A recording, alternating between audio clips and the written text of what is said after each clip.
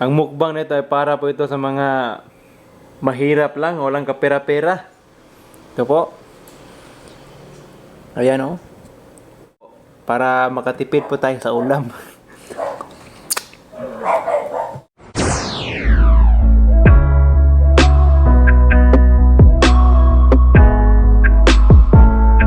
Hello mga kalano, welcome back sa aking YouTube channel for another mukbang na naman. At ang imumukbang natin ay isang kalderong kanin at isang toyo. Meron po tayong chili powder dito, ito po. Ayan po. Then, suka natin. Meron po tayong suka at 2 liters na Sprite. Ayan po, 2 litro po. Para naman may panulak po tayo habang kumakain ng cake natin. I mean, yung yung isang kalderong kanin natin. So, ito po.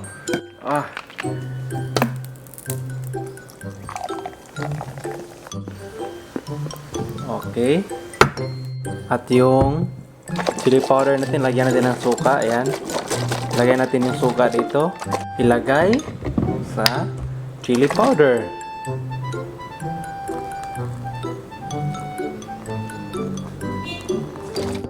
Tanggalin muna natin itong kandila. Okay, simulan na po natin. So, naghugas pa ako ng kamay. Babudget mo natin itong ulam na to.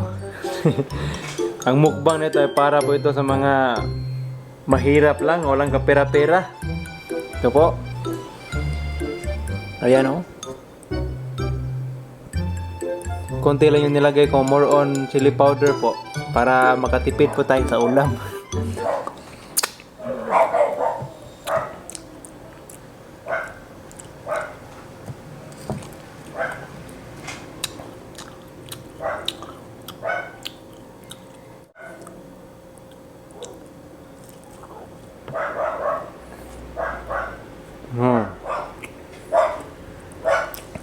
Konti-konti lang.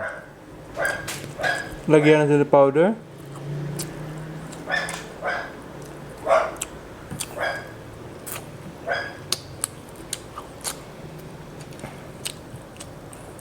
Dito muna tayo sa buntot.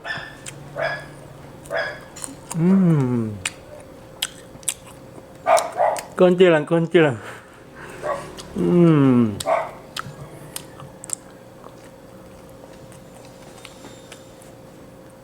Naalala ko dati, maliit pa ako.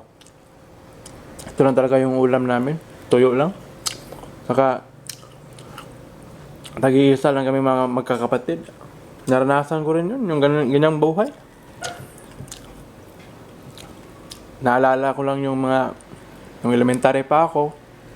Grabe, sobrang hirap talaga.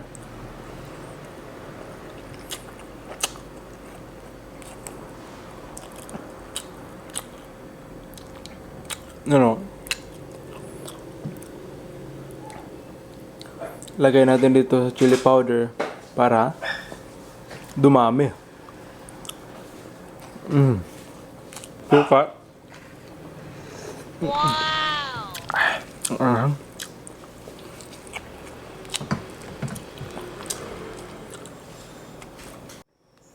Okay, dagdagan po natin yung suka natin. Mga kalahati na yung nakuha natin. Natuyo. Ayan.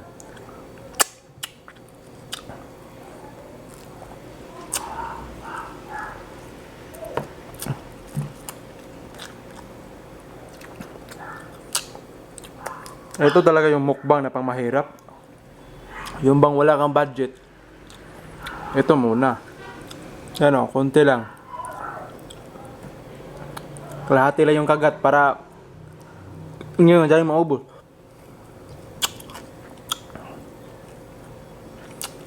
Dahil inom lang kunting suka. Ano?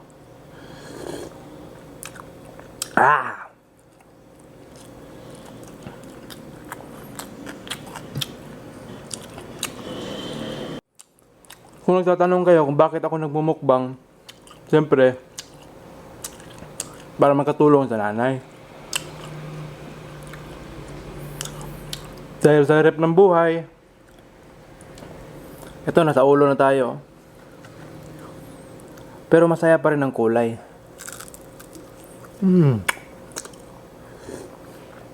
Pag kumain, nagkakamay. Sarap.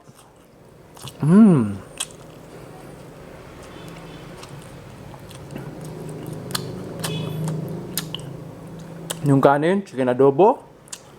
Yung balot, binibinta sa kanto. Sarap uminom. Tagay mo na nga ang baso. Ayan oh. Soft drink.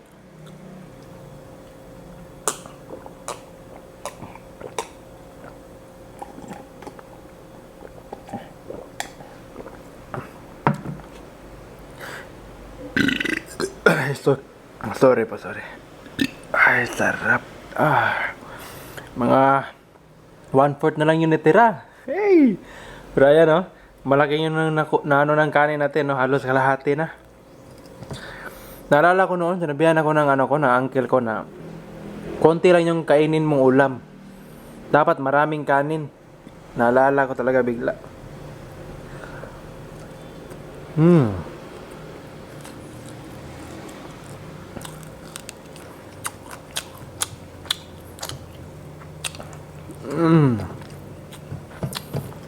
So dapat tayong mga Pilipino, huwag tayong mahiya. Kahit mahirap tayo. Kahit yung gulay natin, itim, kayumanggi.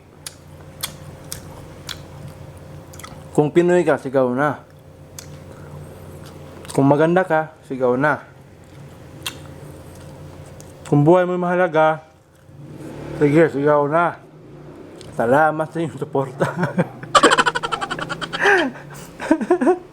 Napakanta doon ako.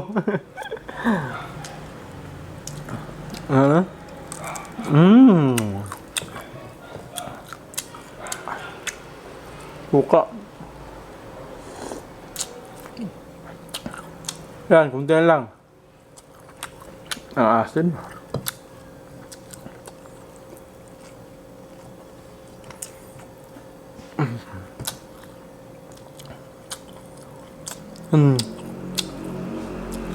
Lagay nito.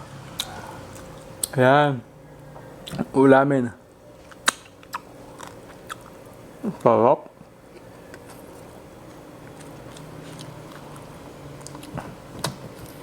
Ang hirap maging mahirap, no? Kaya sa mga taong palaging may masarap na ulam, palaging maraming ulam, huwag nyo sayangin. Kainin nyo. Kung hindi nyo maubos, lagay nyo sa ref, huwag nyo itapon. O di kaya ibigay nyo sa mga nangangailangan. Maraming mga tao ngayon nagugutom.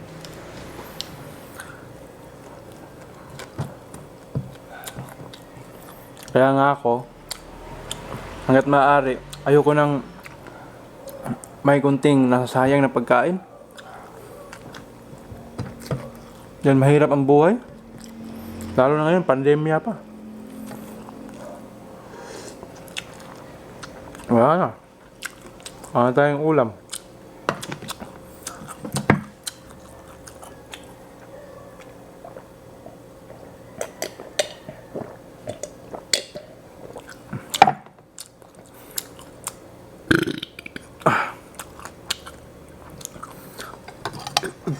Ayan po.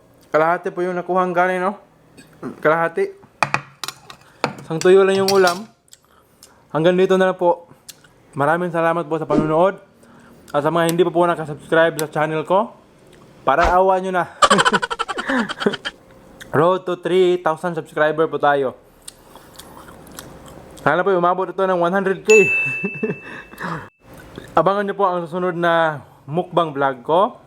At sana huwag po kayong magsawang sumuporta sa akin. Hanggang dito na lang. Maraming salamat po. Bye-bye!